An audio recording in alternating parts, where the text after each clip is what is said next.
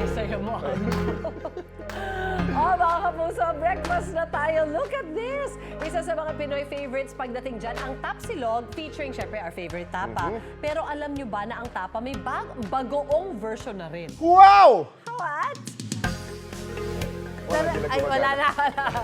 Beef tapa bagoong! Pamira! Yun! Ayun. Ano kayong lasa niyan? Kung curious kayo, heto, papatingin sa atin yan ni Kaloy. Tantan! Kaloy Bells! Ayaw na gumana nung powers natin. Hello, good morning. Hi, yes. Ito nga, papatingin ko sa inyo tong bottled beef tapa bagoong ngayong umaga. Magandang umaga sa ating mga kapuso. Dumarayo at tayo sa Tanza, Cavite para ibida ang kakaibang deboteng business. Again, ito nga yung bottled beef tapa bagoong na nandito sa kanan ko ngayon. At etong business nila ay kakaiba dahil pinagsama nila yung sarap ng ulam at sausawan in one bottle. Araw-araw nga ay nakakagawa sila ng 1,000 bottles. At from puhunan na 10,000 mga kapuso, get this, kumikita na sila ngayon ng 300 to 500,000 pesos. Ganun lang naman kalaki. Kailangan makausap natin yung mismo may-ari nitong business na to.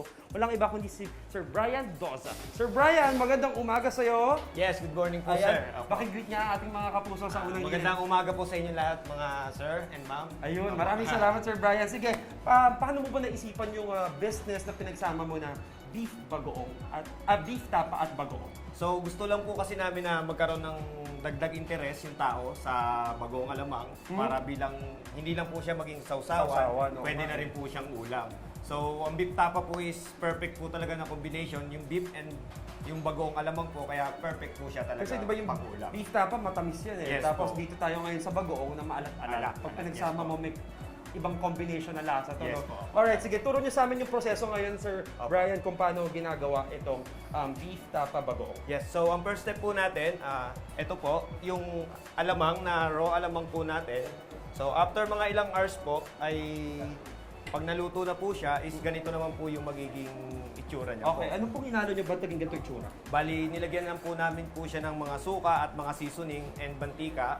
Then, Ganito na ang magiging Yes resulta. po, After opo. niyan, Sir Brian, anong next step natin? so lulutuin naman po natin yung beef tapa natin na ihalo po natin doon sa may product po nating beef tapa. So, eto, Ito naka-pressure pressure cooker to, po no? siya. Yeah, yes. po, yan They po. make sure na malambot Ganyan po yung siya. beef natin na Yes po, isinasama opo. para masarap at saka tender kapag kinain. Yes Alright, po, tama sige. po. So, after natin pakuluan dito. Ito po yung finished product po ng beef tapa. So, ito I assume, Sir Brian, may mga nakahalo ng mga spices dito kaya ganito yan. no? Yes, meron po. Meron po tayong nilalagay dyan na garlic, oyster, and other seasonings po. Alright, so Yes. now tapos na yung bagoong and Opo. then itong beef tapa namin ay ready na rin. Next step tayo, Sir Brian. Yes po. So dito naman po sa filling station, so dito naman po namin nilalagay yung bagong alamang po sa bottle.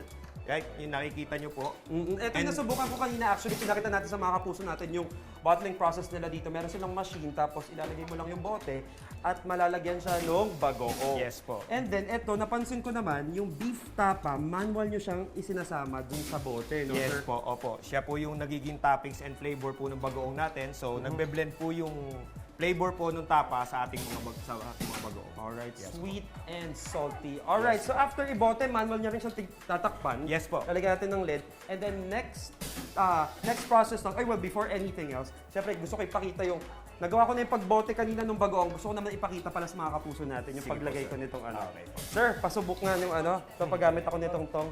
So, ilang amount nyo ilalagay ko dito? How much? So hanggang mapuno lang po siya hanggang po Pupunuin ko lang. Yes po. Sige, alright. So, ito yung beef tapa nila na syempre, special recipe din ni Sir Brian dito. Okay na ba yan? Yes, maganda Yes. na po yan. Okay. Alright, ito yung kanilang finished product tapos lalagyan natin ng takip lang ito. Maraming salamat, sir.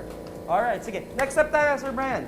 Next step po natin dyan, after po siyang mag-cup, ay dadalhin po natin siya sa sterilizer natin para ma-sterilize, para ma-maintain po natin na okay po siya at yung shelf life niya ay umabot ng 1 taon. Ayun, Yes, alright. po. Tapos sinisil nyo rin siya, di ba? Yes, Dito po. na tayo sa ating naka-reading finished product. Dito ay ang ating bottled beef tapa bagoong. Dito ipapakita ko syempre kung paano nila pinupur ito. Meron tayo ditong freshly made na beef tapa. At ipupur lang natin siya dito. Ayan. There you go. I'll remove my mouth guard. Okay. Pero for anything else, syempre gusto nating ma-inspire mga kapuso natin. At sa mga na-inspire, sir, bigyan mo kami ng idea kung magkano ang pwede nilang starting capital, puhunan, kapag makapag-start ng ganitong kind of business. So makapagsimula naman tayo sa maliit na capital po, like mga 3 to 5,000, makakapag-produce na po tayo ng kahit kakaunting bottles. Then yun, tuloy-tuloy na po yun hanggang po sa lumaki na po siya. Doon ka naman nag-start no? Yes Si po, Sir homemade Brian lang ay po. pandemic Homemade lang po 2020 nag-start yung business siya at lumago na ganito dahil yan sa tiyaga at sa sikap din ni Sir Brian. Yes po. Sir Brian, kain tayo. Yes, Mga kapuso.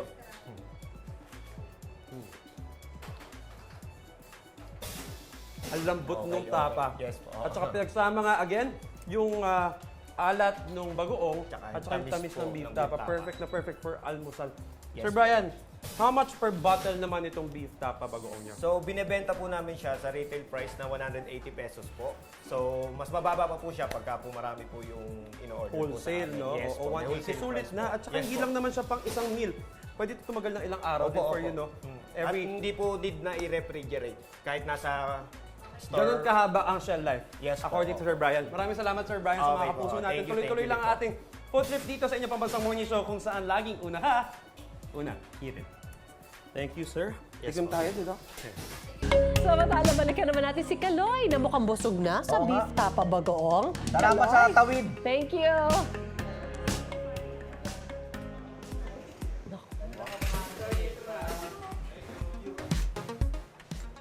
Hello, magandang umaga ulit mga kapuso. Nagbabalik tayo dito sa Tanza, Cavite kung saan nga dinayo natin itong kakaibang debote na business. Ito nga yung pinagsama nila dito, yung ulam, sarap ng ulam at ng sausawan. Ito tatawag natin deboteng beef tapa bagoong. Ito yung ginagawa ko kanina.